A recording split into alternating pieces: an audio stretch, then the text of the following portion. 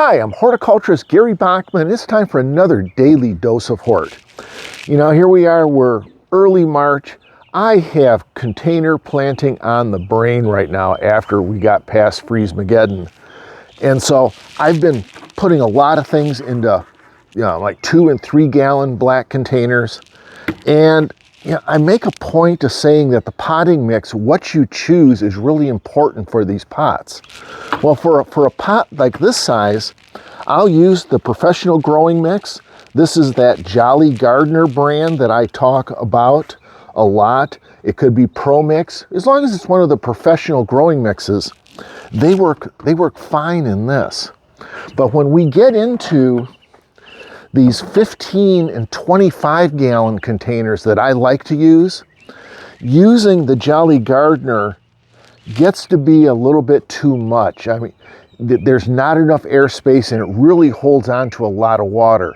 So what I do is I take the Jolly Gardener and I'll mix it with a pine bark mix. This happens to be Nature's Choice, and these are mini nuggets.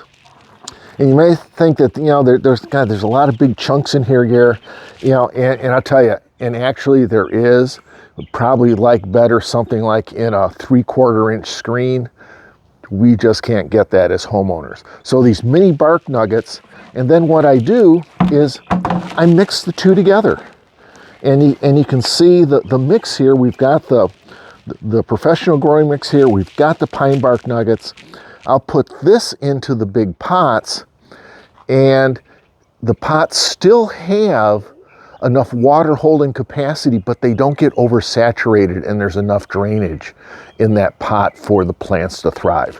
So just a little bit of this is one of the few container mix recipes that I will use, and this is one that's done well for me for years. So get out there, garden, and thanks for joining us, and we'll see you next time on another Daily Dose of Hort.